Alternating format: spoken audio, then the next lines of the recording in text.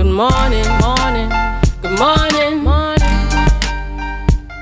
Welcome back to the morning show on Tobago Updates Television. I am Adanna Combie. And this morning we continue conversations in studio, and we're speaking with Miss Carolyn De Coteau, and she's the supervisor of the Meteorological Services Division in Tobago. And we're talking World Meteorological Day 2024. Good morning and welcome to our program. Good morning. I'm happy to be here. Thank you so much for joining us. So World Meteorological Day, this is a day where meteorologists shine. That is our time to shine. Right. Where we come out and show who we are, what we do, and why we do it. Right. Right? So tell us who you are, what you do, and why you do it. Meteorologists are the people who give you weather and climate information. Weather, of course, impacts everything in our lives. How we work, how we dress, food sustainability, life sustainability, basically.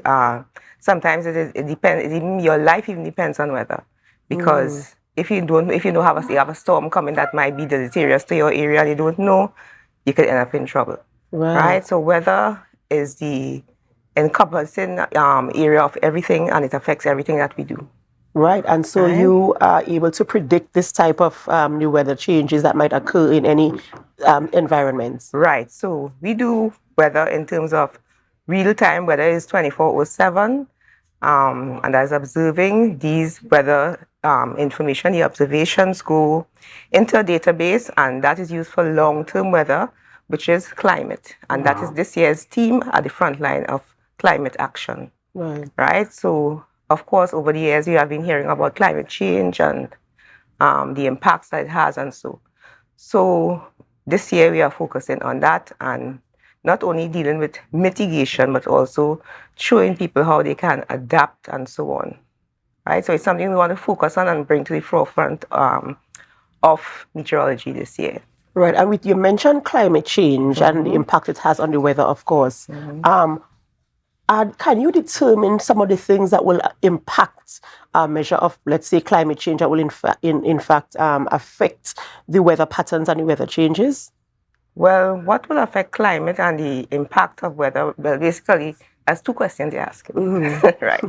So what will affect the climate, basically, is the weather and the changes in the weather pattern.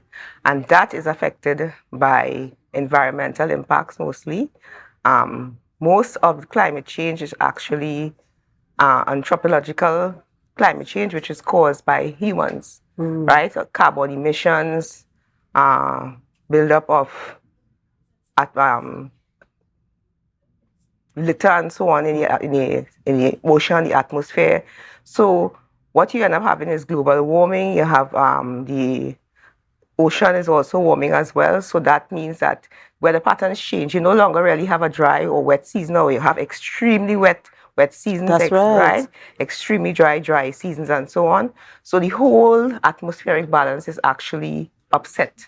Due to human behavior. Human behavior.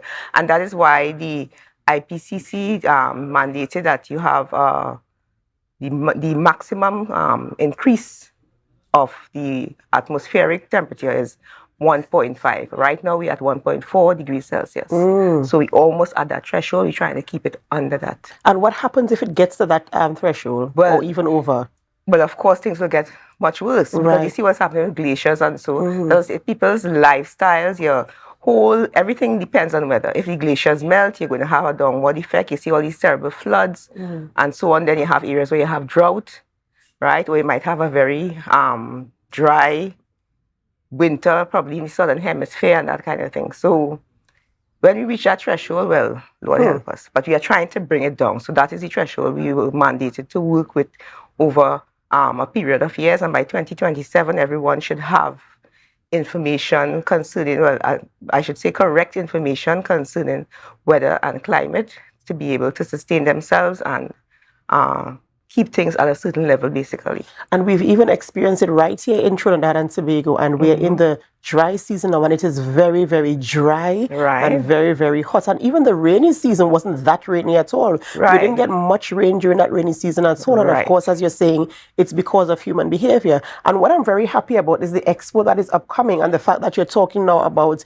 giving the information and educating people on how they should behave, change their behavior rather, what they should do to contribute towards maintaining the levels that we need to maintain. So let's talk about that a little bit.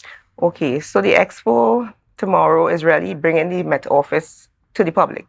So we are going to be at the Port Mall from 9 a.m. to 3 p.m. 10 a.m. to 3 p.m. And it's everything weather. We are going to have videos. You could get information, leaflets. You could also get demonstrations. You'll have our weather radar displays and so on.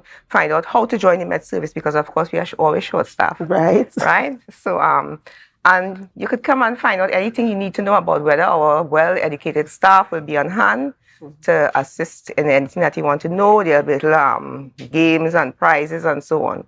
So we encourage the public to come out and take part.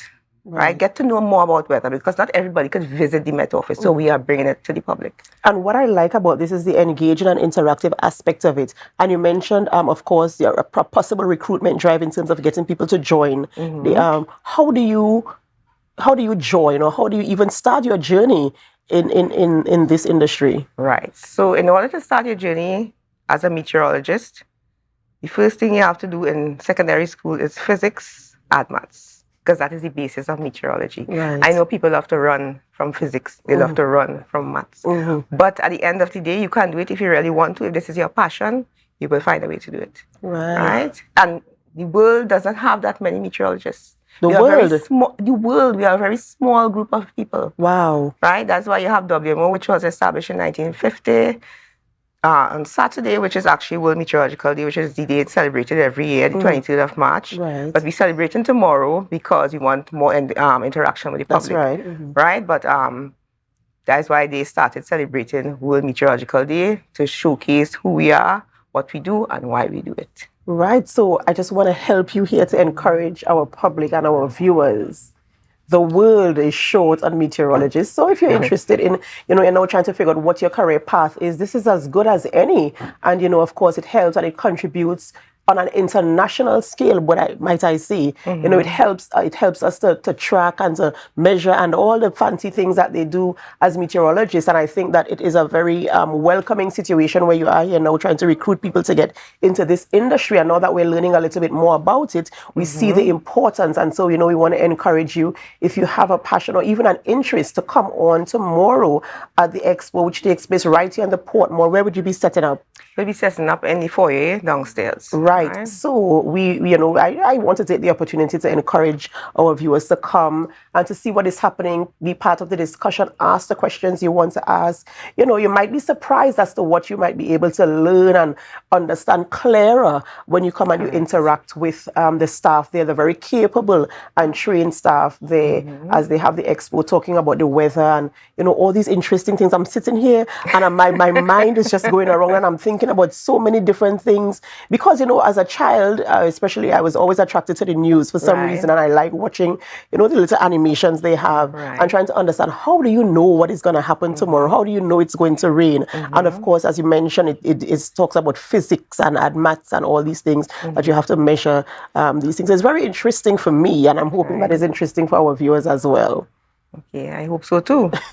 But it should be, because it's not the ordinary run-of-the-mill job, right? It's outside, it's a technical area, basically. I mean, you have the admin aspect, but really and truly we are all scientists. Meteorologists are scientists, right? So I would like to encourage people to come out, see what is happening, ask your questions, get your tokens, and remember, the theme for this year's World Meteorological Day is at the front line of climate action. Yes, and we want to encourage this very, very much because it is important to all of us. Yes, it is. As you mentioned earlier in your introduction, you said that the weather affects and impacts everything, our way of life. You know, so we really want to get as much information as we can get where this is concerned, and we do wish you the very best at the expo tomorrow. I do hope that people come out and they engage with the information, they ask questions, and you know, and I'm hoping as you continue to have expos and public education that people will actually gravitate towards the information and make kind of an effort to change our life. I mean, right now, you know, we just want to have everything quick. We want to move. We want to do everything as quickly as possible. And I do know that human behavior has impacted. Right. And I'm hoping that over time, I mean, it's a culture we're going to have to break. Yes. I mean, it's behaviors we have to change now. We have to look at, you know, our way of life. And how are we going to change that in terms of slowing down so that we preserve, you know, what we have right now to ensure. Correct. And as you said, that you want everything at our fingertips, I'll take that opportunity to tell you about our Met app. The Met service has an app where you can just log in, download it at the Apple Store or the Google Play Store. Log in, get your information, your weather forecasts, alerts, and so on. So people update that, download and use that as well. So as Adanna said, at your fingertips. Yeah, so that way you'll be able to know, should I wear my rain boots today? Should I wear my sandals? Correct. Should I wear my blazer or my nice, cute, you know, summer top? You know, so get that app, download the app, and of course, be in the know as it relates to the weather. And of course, as I said, try to maintain a level of interest and be intentional about your way of life. Think about the actions you're going to take. Is it absolutely necessary? Do I need to do this? Do I need that? And how is it going to impact and affect the weather and climate change and our way of life? Not just for me now, but for my generation and the generations that will come from my lineage. Because, I mean, we're seeing how things are happening, and we want to, of course, ensure that we can keep the world together. Correct. You know, this conversation can go on forever, because I'm thinking also about the coral bleaching with the high temperatures in the sea. Now, last year was one of the hottest years on record, and the Coral Protected Agency of the World is actually thinking about declaring certain reefs as being endangered, right? Because remember, a reef is a living thing, and it takes years, millions of years to grow, right? So even our brain coral here has been bleached, in addition to all the other things that are happening in our seas in Tobago, we know. Wow, wow. So you see how one small action can have a trickle effect. Yes. So let us try to be, you know, careful and intentional. And I want to encourage you again to come out to the expo tomorrow. It's happening right here at the Port Mall in the foyer from 10 a.m. to 3 p.m. Come and get all the information, ask all the questions, interact with the information, win your tokens. You never know, you might be able to win something. You will get some insight on if you want to become a meteorologist, what do I do? And you'll get the support that you need. I want to say thank you so much for joining us this morning and for bringing that information, and of course for even educating me on certain levels in terms of, you know, how this thing actually affects and impacts us, and the fact that the world is looking for meteorologists. There's a shortage in the entire world, not just Trinidad and Tobago. So we're encouraging you to, you know, step forward and say, maybe I'll be that other person to join this team. Thank you so much. It's always a pleasure having you here, and we do hope to hear from you soon again, and we wish you all the success at the expo tomorrow. Thank you. All right, ladies and gentlemen, we have been speaking with Ms. De Coteau. She is the supervisor there at the Meteorological Division in Tobago. And we're going to go for a short break because we have to continue conversations in studio with our guests. And of course, before we go, we invite you to share the live, share the live, share the live. We'll be right back.